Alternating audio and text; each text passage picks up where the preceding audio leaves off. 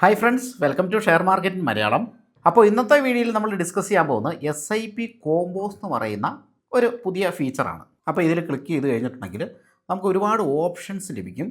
ഈ ഒരു ഭാഗത്ത് നോക്കിയാൽ റിട്ടയർമെൻറ്റ്. അപ്പോൾ റിട്ടയർമെൻറ്റിന് ഏതൊക്കെ ഫണ്ടുകളാണ് ചെയ്യേണ്ടത്, അതുപോലെ തന്നെ ചൈൽഡ് മാരേജ്, അതിൽ ഏതൊക്കെ ഫണ്ടുകൾ എത്ര പേഴ്സൻറ്റേജ് ചെയ്യണം, ചൈൽഡ് എഡ്യൂക്കേഷൻ, ഡ്രീം ഹൗസ്, വീട് വയ്ക്കാനായിട്ട്, ഡ്രീം വെക്കേഷൻ പോകാനായിട്ട്, ഡ്രീം കാർ. അപ്പോൾ ഇതുപോലുള്ള ആവശ്യങ്ങൾക്ക് ഏതൊക്കെ ഫണ്ടുകളിൽ ഏതൊക്കെ അലോക്കേഷൻസിലാണ് ഇൻവെസ്റ്റ് ചെയ്യേണ്ടതെന്ന് ഫണ്ട്സ് ബസാർ എന്ന് പറയുന്ന ആപ്ലിക്കേഷൻ നമുക്ക് പറഞ്ഞു തരും. അപ്പോൾ ഫണ്ട്സ് ബസാറിൻ്റെ ആദ്യത്തെ വീഡിയോ ആണ് നമ്മൾ ചെയ്യുന്നത്.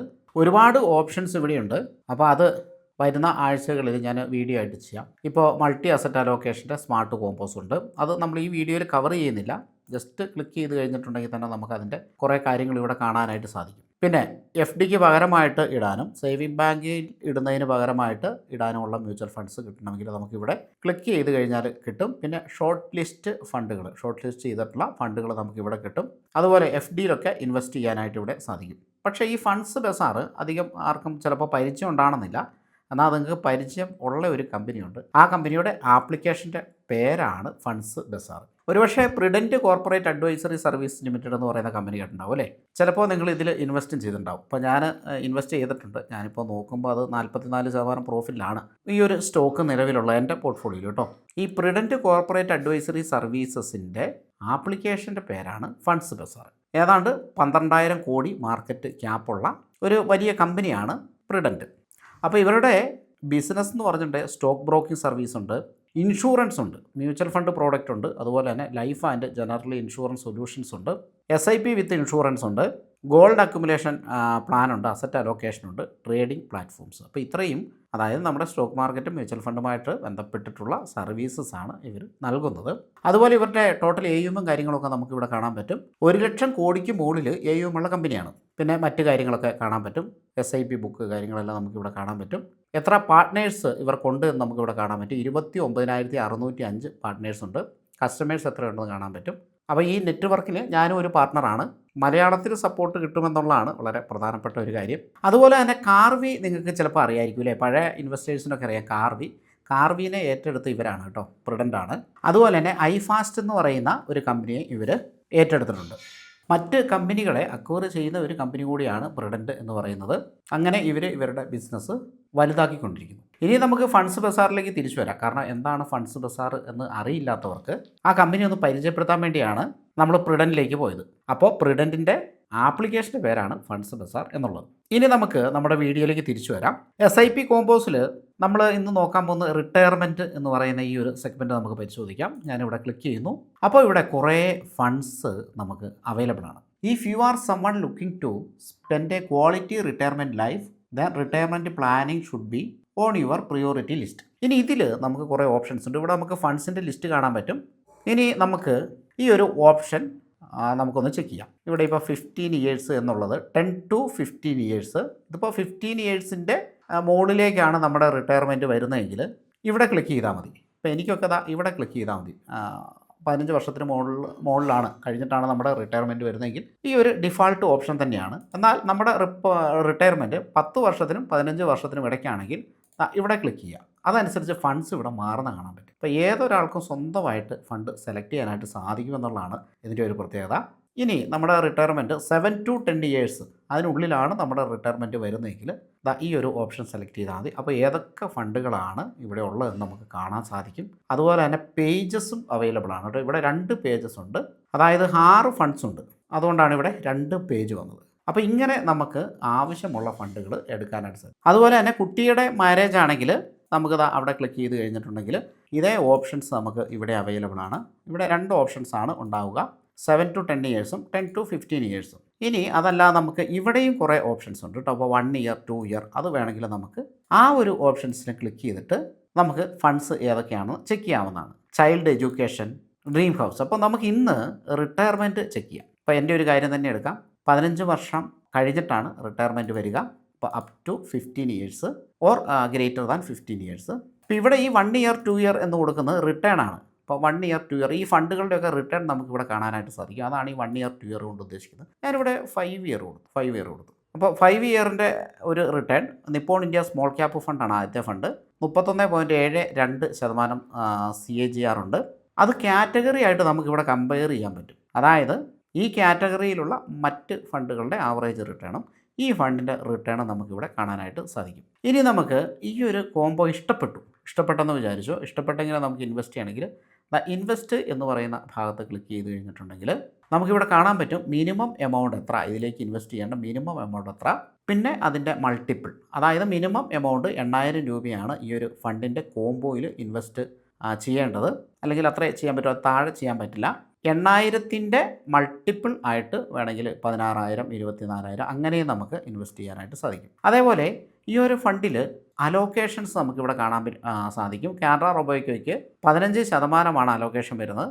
DSBയുടെ മിഡ് ക്യാപ്പിന് 20%, HDFCയുടെ മിഡ് ക്യാപ്പിന് 15%, SBI ലാർജ് ആൻഡ് മിഡ് ക്യാപ്പിന് 15%, കൊട്ടക്കിൻ്റെ ഫ്ലെക്സി ക്യാപ്പിന് 20% വരുന്നത്. ഇവിടെ മിഡ് ക്യാപ്പ് നിങ്ങൾക്ക് കൂടുതലായിട്ട് കാണാൻ പറ്റും അല്ലേ. ലാർജ് ആൻഡ് മിഡ് ക്യാപ്പ് ഉണ്ട്, 2 ലാർജ് ആൻഡ് മിഡ് ക്യാപ്പും 2 മിഡ് ക്യാപ്പുകളും ഉണ്ട്. അപ്പോൾ നമുക്കൊരു സംശയം ഉണ്ടാകും, എന്തുകൊണ്ടാണ് ഈ 2 മിഡ് ക്യാപ്പുകൾ എടുക്കുന്നത് എന്നുള്ളത്. അത് ഓവർലാപ്പ് വരാതിരിക്കാനാണ് കേട്ടോ. ഇപ്പം മിഡ് ക്യാപ്പിൽ നമുക്കിപ്പോൾ നല്ല രീതിയിൽ പാസ്റ്റ് റിട്ടേൺ ഉള്ള ഫണ്ടുകളുണ്ടാവാം. അപ്പം നമുക്കറിയത്തില്ല അതിൽ ഏതൊക്കെ കമ്പനികൾ എങ്ങനെയൊക്കെ ഇത് ഓവർലാപ്പ് ചെയ്ത് വരുമെന്ന് അറിയത്തില്ല. അങ്ങനത്തെ 1-2 കമ്പനികൾ സെലക്ട് ചെയ്ത് കഴിഞ്ഞിട്ട് ഓവർലാപ്പിങ്ങിൻ്റെ പ്രശ്നം വരാൻ സാധ്യതയുണ്ട്. പിന്നെ കഴിഞ്ഞ കൊല്ലം പെർഫോം ചെയ്ത ഫണ്ടുകൾ ഇക്കൊല്ലവും പെർഫോം ചെയ്യണമെന്ന് ഒരു നിർബന്ധവും ഇല്ല. സാധാരണ റീറ്റെയിൽ ഇൻവെസ്റ്റേഴ്സ് അങ്ങനെ നോക്കിയിട്ടാണല്ലോ എടുക്കുന്നത്. അപ്പം അതുകൊണ്ടാണ് മറ്റ് ഫണ്ടുകൾ അല്ലെങ്കിൽ ഈ ഒരു കോമ്പിനേഷൻ സെലക്ട് ചെയ്യുന്നത്. അപ്പോൾ ഇവിടെ ഓവർലാപ്പിൻ്റെ പ്രശ്നം വരില്ല. ഇനി ഈ ഫണ്ടുകൾ കാർട്ടിലേക്ക് ആഡ് ചെയ്യണമെങ്കിൽ ആഡ് ടു കാർട്ട് എന്ന് നമുക്ക് കൊടുത്തു കഴിഞ്ഞാൽ അത് കാർട്ടിലേക്ക് പോകും. ഇൻവെസ്റ്റ് ചെയ്യണമെങ്കിൽ നേരെ ഇവിടെ ഇൻവെസ്റ്റ് എന്ന് പറയുന്ന ഓപ്ഷൻ ക്ലിക്ക് ചെയ്ത് കഴിഞ്ഞാൽ നേരെ നമുക്ക് ഇൻവെസ്റ്റ് ചെയ്യാനായിട്ട് സാധിക്കും. ഇനി ഇവിടെ 1 ഇയർ 2 ഇയർ അങ്ങനെ ഉള്ള ഓപ്ഷൻ ക്ലിക്ക് ചെയ്ത് കഴിഞ്ഞാൽ അതുമായിട്ട് ബന്ധപ്പെട്ടുള്ള റിട്ടേൺസ് നമുക്ക് ഇവിടെ കാണാനായിട്ട് സാധിക്കും. നേരത്തെ നമ്മൾ 5 വർഷത്തെയാണ് ചെക്ക് ചെയ്തത്. എന്നാൽ 1 ഇയറിലെ ചെക്ക് ചെയ്ത് നോക്കാം. ഇവിടെ കാറ്റഗറി ആവറേജ് 12.58% ആകുമ്പോൾ കാനറ റോബോയ്ക്കാണ്. ഈ സ്കീമിൻ്റെ പെർഫോമൻസ് 14%. DSB മിഡ് ക്യാപ്പിൽ കാറ്റഗറി 14 ആകുമ്പോൾ ഈ സ്കീമിൻ്റെ പെർഫോമൻസ് 15ആണ്. HDFCയുടെ മിഡ് ക്യാപ്പിൽ 14 ആകുമ്പോൾ അത് കാറ്റഗറി ആവറേജ് ഈ ഒരു ഫണ്ട് 15.85% പെർഫോം ചെയ്യുന്നുണ്ട്. SBIയുടെ ലാർജ് ആൻഡ് മിഡ് ക്യാപ്പ് 12.58% ആകുമ്പോൾ അത് കാറ്റഗറി ആവറേജ്, അതിനെ കഴിഞ്ഞും പെർഫോമൻസ് ഉണ്ട്. SBIയുടെ ഈ ഫണ്ടിന് ഇപ്പോൾ പറഞ്ഞ ഫണ്ടിന് 13.55%. കൊട്ടക്കിൻ്റെ ഫ്ലെക്സി ക്യാപ്പിൽ 11.75% കാറ്റഗറി ആവറേജ്. പക്ഷേ ഈ ഒരു ഫണ്ടിന് 14% പെർഫോമൻസ് ഉണ്ട്. ഇപ്പോൾ നിങ്ങൾക്ക് മനസ്സിലായി 5 വർഷത്തിൽ ചിലതിൽ കാറ്റഗറി ആവറേജ് കുറവാണല്ലേ, കാറ്റഗറി ആവറേജിനെ കഴിഞ്ഞ് കുറവാണ് ഫണ്ട്സിൽ വന്നിരിക്കുന്നത്. എന്നാൽ 1 ഇയർ നോക്കുമ്പോൾ എല്ലാ ഫണ്ട്സിനും കാറ്റഗറി ആവറേജിനെ കഴിഞ്ഞ് കൂടുതലാണ് റിട്ടേൺ ഇവിടെ കാണുന്നത്. അതെന്തുകൊണ്ടാണെന്ന് വെച്ചിട്ടുണ്ടെങ്കിൽ പലരും ഈ 5 വർഷത്തെ പെർഫോമൻസ് അല്ലെങ്കിൽ 3 വർഷത്തെ പെർഫോമൻസ്, അപ്പോൾ ഈ ഒരു പെർഫോമൻസിൽ ടോപ്പ് നിൽക്കുന്ന ഫണ്ടുകളായിരിക്കും എടുക്കുക. അത് ചിലപ്പോൾ അടുത്ത വർഷം പെർഫോം ചെയ്യണമെന്നില്ല. അങ്ങനെ ഒരു കുഴപ്പമുണ്ട്. അപ്പോൾ ശരിക്കും സോഫ്റ്റ്വെയർ ഇനി പെർഫോം ചെയ്യാൻ സാധ്യതയുള്ള ഫണ്ടുകൾ ഏതാണെന്ന് അനലൈസ് ചെയ്തിട്ടാണ് എടുക്കുക. അത് കഴിഞ്ഞ വർഷം പെർഫോം ചെയ്ത ഫണ്ട് ആവണമെന്നില്ല, അല്ലെങ്കിൽ കഴിഞ്ഞ 5 വർഷം പെർഫോം ചെയ്ത ഫണ്ട് ആകണമെന്നില്ല. അപ്പോൾ അതുകൊണ്ടാണ് ഇങ്ങനെ ഒരു വ്യത്യാസം വരുന്നത്. അപ്പോൾ നമ്മൾ ഓരോന്ന് ഇങ്ങനെ ചെക്ക് ചെയ്ത് കഴിഞ്ഞിട്ടുണ്ടെങ്കിൽ നമുക്ക് ഈ കാര്യങ്ങൾ മനസ്സിലാക്കാനായിട്ട് സാധിക്കും. എന്തായാലും ഇതിൽ ഇൻവെസ്റ്റ് ചെയ്യുന്നത് എങ്ങനെയാണ് എന്നുള്ളത് ഞാനൊന്ന് കാണിച്ചു തരാം. ഫണ്ട്സ് ബസാറിൻ്റെ ലിങ്ക് ഡിസ്ക്രിപ്ഷനിൽ കൊടുത്തിട്ടുണ്ട് കേട്ടോ. താല്പര്യമുള്ളവർക്ക് ഇൻസ്റ്റാൾ ചെയ്ത് ഇൻവെസ്റ്റ് ചെയ്യാവുന്നതാണ്. അപ്പോൾ അക്കൗണ്ട് എടുക്കുന്നവർക്ക് വേണ്ട സപ്പോർട്ടുകൾക്കായിട്ട് വാട്സപ്പ് നമ്പർ കൂടി താഴെ കൊടുത്തിട്ടുണ്ട്, അതിൽ കോൺടാക്റ്റ് ചെയ്താൽ മതി. അക്കൗണ്ട് ഓപ്പണിങ്ങും സർവീസുകളും തികച്ചും സൗജന്യമാണ്. ഇപ്പോൾ നമ്മൾ 1 ഇയർ ചെക്ക് ചെയ്ത പോലെ 2 ഇയറും 3 ഇയറും 5 ഇയർ നമ്മൾ ഓൾറെഡി ചെക്ക് ചെയ്താണ്. ഇങ്ങനെ എല്ലാം നമുക്ക് ക്രോസ് ചെക്ക് ചെയ്യാനായിട്ട് സാധിക്കും. ഇനി നമുക്ക് ഇൻവെസ്റ്റ് എന്ന് പറയുന്ന ഭാഗത്ത് ക്ലിക്ക് ചെയ്തിട്ട് നേരെ ഇൻവെസ്റ്റ് ചെയ്യാം, അല്ലെങ്കിൽ കാർട്ടിൽ ആഡ് ചെയ്തിട്ട് പിന്നീട് ഇൻവെസ്റ്റ് ചെയ്യാം. അപ്പോൾ ഞാൻ നേരെ ഇൻവെസ്റ്റ് എന്ന് പറയുന്ന ഭാഗത്ത് ക്ലിക്ക് ചെയ്തു. അപ്പോൾ ഇവിടെ മുകളിൽ 2 കാര്യങ്ങൾ ഫില്ല് ചെയ്യണം. Minimum instalment amount, minimum instalment 12 എന്നിവിടെ കാണാൻ പറ്റും. എമൗണ്ട് ഇവിടെയാണ്, ഇത് മിനിമം ഇൻസ്റ്റാൾമെൻറ്റ് എത്ര നാളത്തേക്കായിരിക്കും എന്നുള്ളതാണ്. അപ്പോൾ ഞാനിവിടെ ഒരു 15 വർഷം എന്ന് കൊടുക്കാം. ഞാനിവിടെ 15 കൊടുത്തത് മാറി കൊടുത്താൽ കേട്ടോ. അപ്പോൾ നിങ്ങളത് കൊടുക്കുമ്പോൾ ശ്രദ്ധിച്ചാൽ മതി. 15 നമ്പർ ഓഫ് ഇൻസ്റ്റാൾമെൻ്റ് ആയിരുന്നു, ഞാനത് 15 വർഷമാണ് എന്ന് കരുതി കൊടുത്തതാണ്. കുഴപ്പമില്ല, നമുക്കത് മാറ്റാനായിട്ട് സാധിക്കും. പിന്നീട് ആഡ് ചെയ്താൽ മതിയല്ലോ. 15 ഇൻസ്റ്റാൾമെൻറ്റ് പോട്ടെ, വീണ്ടും ഒന്നും കൂടെ സ്റ്റാർട്ട് ചെയ്തിട്ട് ഇതേ ഫോളോ നമ്പർ ടാഗ് ചെയ്ത് കൊടുത്താൽ മതി, വിഷയമൊന്നുമില്ല. അപ്പോൾ നിങ്ങൾ അത് ചെയ്യുമ്പോൾ ഒന്ന് ശ്രദ്ധിക്കുക കേട്ടോ. ഇവിടെ എമൗണ്ട് 8000 അല്ലേ മിനിമം, അപ്പോൾ നമുക്ക് 8000ൻ്റെ തന്നെ തുടങ്ങാം. ഇനി നമുക്ക് ഇൻവെസ്റ്റ് എന്ന് പറയുന്ന ഭാഗത്ത് ക്ലിക്ക് ചെയ്യാം. ഫണ്ട്സ് ബസാറിൻ്റെ മൊബൈൽ ആപ്പും ഉണ്ട്. ഞാൻ വെബിൻ്റെയും, ഇതിപ്പോൾ വെബാണ്, വെബിൻ്റെയും മൊബൈൽ ആപ്പിൻ്റെയും ലിങ്ക് ഡിസ്ക്രിപ്ഷനിൽ കൊടുത്തേക്കാം കേട്ടോ. ഇവിടെ കണ്ടോ എല്ലാം ന്യൂ ഫോളിയോസ് ആണ്. നമുക്ക് ഫോളിയോസ് വേണമെങ്കിൽ നേരത്തെ ഈ ഫണ്ടിൽ ഇൻവെസ്റ്റ് ചെയ്തിട്ടുണ്ടെങ്കിൽ, അതായത് ഏതെങ്കിലും ഒരു ഫണ്ടിലൊക്കെ ഇൻവെസ്റ്റ് ചെയ്തിട്ടുണ്ടെങ്കിൽ ആ ഫോളിയോ നമുക്ക് ഇവിടെ ക്ലിക്ക് ചെയ്തിട്ട് എടുക്കാവുന്നതാണ്. അതുപോലെ ഫ്രീക്വൻസി നമുക്കിവിടെ മന്ത്ലി ഇൻവെസ്റ്റ്മെൻറ്റാണ് നമ്മൾ ഉദ്ദേശിക്കുന്നത്. എമൗണ്ട് വരുന്നത് പേഴ്സൻറ്റേജ് വ്യത്യാസമുണ്ട് എന്ന് നമ്മൾ പറഞ്ഞല്ലോ. അപ്പോൾ 1200 രൂപയാണ് Canara Robeco large and mid cap ഫണ്ടിൽ വരുന്നത്. DSBയുടെ മിഡ് ക്യാപ്പിൽ 1600 വരുന്നുണ്ട്, HDFCയുടെ മിഡ് ക്യാപ്പിൽ 1200 വരുന്നുണ്ട്, SBIയുടെ ലാർജ് ആൻഡ് മിഡ് ക്യാപ്പ് ഫണ്ടിൽ 1200 വരുന്നുണ്ട്, കൊട്ടക്കിൻ്റെ ഫ്ലെക്സി ക്യാപ്പിൽ 1600 വരുന്നുണ്ട്, നിപ്പോൺ ഇന്ത്യയുടെ സ്മോൾ ക്യാപ്പിൽ 1200 വരുന്നുണ്ട്. ഒരേ എമൗണ്ട് അല്ല ഫണ്ടുകളിൽ ഇടുന്നതെന്ന് ചുരുക്കം. ഇനി SIP ഡേറ്റ് നമുക്ക് സെലക്ട് ചെയ്യാനായിട്ട് സാധിക്കും. ഇപ്പോൾ ഇവിടെ 1 ഒക്ടോബറാണ് ഇവിടെ ഡിഫാൾട്ടായിട്ട് വന്നിരിക്കുന്നത്. അത് നമുക്കിവിടെ ക്ലിക്ക് ചെയ്തിട്ട് മാറ്റാനായിട്ട് സാധിക്കും. അതുപോലെ തന്നെ മന്ത് ഒക്ടോബർ 2025 സ്റ്റാർട്ട് ചെയ്യാം എന്നുള്ള രീതിയിൽ അങ്ങനെ വന്നിട്ടുണ്ട്. ഇവിടെ നമ്പർ ഓഫ് ഇൻസ്റ്റാൾമെൻ്റ് ആട്ടോ, അത് നേരത്തെ ഞാൻ കൊടുത്തത് മാറിപ്പോയി. നമ്പർ ഓഫ് ഇൻസ്റ്റാൾമെൻ്റ് ആണ് ഇവിടെ 15. എത്ര ഇൻസ്റ്റാൾമെൻറ്റ് പോകണം എന്നുള്ളതാണ് ഇവിടെ ഉദ്ദേശിക്കുന്നത്. അത് ഞാൻ നേരത്തെ 15 എന്നാണല്ലോ കൊടുത്തത്, അതുകൊണ്ടാണ് അവിടെ 15 വന്നത്. ഇനിയിപ്പോൾ നമുക്കിവിടെ സേവ് ആൻഡ് കണ്ടിന്യൂ എന്ന ബട്ടണിൽ ക്ലിക്ക് ചെയ്യാം.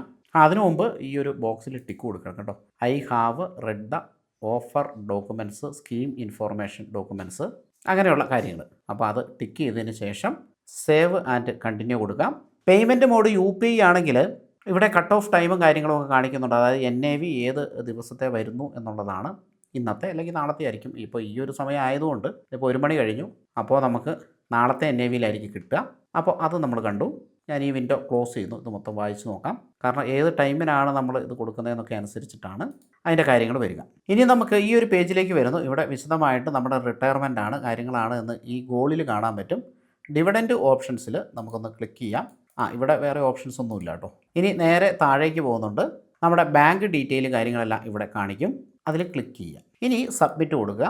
ഒരു OTP വന്നിട്ടുണ്ടാവും. ആ OTP നമ്മളിവിടെ എൻ്റർ ചെയ്യുക. കൺഫേം OTP കൊടുക്കുക, യെസ് കൊടുക്കുക. നമ്മുടെ SIP രജിസ്റ്റർ ആയി കഴിഞ്ഞു. ഇനി യെസ് കൊടുക്കുക. വീണ്ടും നമുക്ക് ഈ ഒരു വിൻഡോ വരുന്നുണ്ട്, വായിച്ച് നോക്കാം. ഞാനത് ക്ലോസ് ചെയ്തു. ഇനി പേയ്മെൻറ്റ് കൊടുക്കാനായിട്ട് മാൻഡേറ്റ് വഴി പേയ്മെൻറ്റ് ചെയ്യാം, നെറ്റ് ബാങ്കിങ് വഴി പേയ്മെൻറ്റ് ചെയ്യാം, UPI വഴി പേയ്മെൻറ്റ് ചെയ്യാം, നെഫ്റ്റ് അല്ലെങ്കിൽ RTGS വഴി നമുക്ക് പേയ്മെൻറ്റ് ചെയ്യാം. ഇപ്പോൾ ഞാനിവിടെ UPI ആണ് തിരഞ്ഞെടുക്കുന്നത്. ഇനി നമ്മുടെ ബാങ്ക് അക്കൗണ്ട് സെലക്ട് ചെയ്ത് കൊടുക്കണം. നമ്മൾ ഓൾറെഡി ബാങ്ക് അക്കൗണ്ട് കൊടുത്തിട്ടുണ്ട്, അപ്പോൾ അത് സെലക്ട് ചെയ്ത് കൊടുക്കുക. ഇനി I am not using third party bank account, ഈ ഒരു ഭാഗത്ത് ടിക്ക് ചെയ്യണം. ഇനി മെയ്ക്ക് പേയ്മെൻറ്റ് കൊടുക്കുക. Do you want to confirm എന്ന് ചോദിക്കുന്നുണ്ട്, യെസ് കൊടുക്കുക.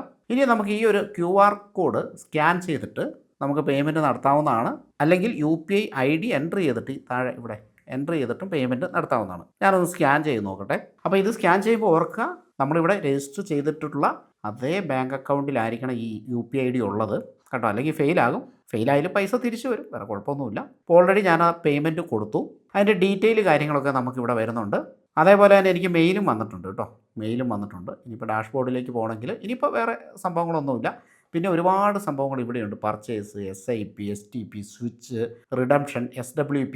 അതായത് ഈ ഒരു പ്ലാറ്റ്ഫോം ഉപയോഗിച്ചിട്ട് കസ്റ്റമർക്ക് എന്ത് പരിപാടി വേണമെങ്കിലും ചെയ്യാൻ പറ്റും. ഇവിടെ SIP ചെയ്യാം, STP ചെയ്യാം, സ്വിച്ച് ചെയ്യാം, റിഡീം ചെയ്യാം, SWP ചെയ്യാം, എന്ത് സാധനവും ഇതിൽ ചെയ്യാൻ പറ്റും. അപ്പം ഞാൻ ഡാഷ്ബോർഡിലേക്ക് പോകുന്നു. കണ്ടോ, ഈ ഡാഷ്ബോർഡിൽ ഇങ്ങനെ ഒരു സംഭവം, ഇങ്ങനെ ഒരു വിൻഡോ ഉണ്ട് കണ്ടോ. അപ്പോൾ STP ഉണ്ട്, സ്വിച്ച് ഉണ്ട്, എല്ലാം ഉണ്ട്. എന്തായാലും നമുക്ക് വീഡിയോ ഇവിടെ വൈൻഡപ്പ് ചെയ്യാം. അപ്പോൾ ഫണ്ട്സ് ബസാർ ഉപയോഗിച്ചിട്ട് എങ്ങനെ ഒരു SIP ചെയ്യാമെന്ന് നമ്മളിവിടെ കണ്ടു കഴിഞ്ഞു. നമ്മുടെ മെയിൻ ഒരു ഉദ്ദേശം SIP കോമ്പോസ് പരിചയപ്പെടുത്തുക എന്നുള്ളതായിരുന്നു. ഇത് എല്ലായിടത്തും അങ്ങനെ അവൈലബിൾ അല്ല. അപ്പോൾ കറക്റ്റായിട്ടുള്ള ഫണ്ട് നമുക്ക് സെലക്ട് ചെയ്യാനായിട്ട് സാധിക്കും എന്നുള്ളതാണ്. ഏതൊരാൾക്കും വളരെ ഈസി ആയിട്ട് ഇത് ചെയ്യാനായിട്ട് സാധിക്കും. എന്തായാലും നമുക്ക് ഇന്നത്തെ വീഡിയോ വൈൻഡപ്പ് ചെയ്യാം. അപ്പോൾ SIP ഒക്കെ കിട്ടാനായിട്ട് 2 ദിവസത്തെ താമസമുണ്ട്. നമുക്ക് മറ്റൊരു ഇൻഫോർമേറ്റീവ് വീഡിയോയുമായിട്ട് വീണ്ടും കാണാം. ഫണ്ട്സ് ബസാറിൻ്റെ ലിങ്ക് ഡിസ്ക്രിപ്ഷനിൽ കൊടുത്തിട്ടുണ്ട്. Thank you for watching. Happy investing.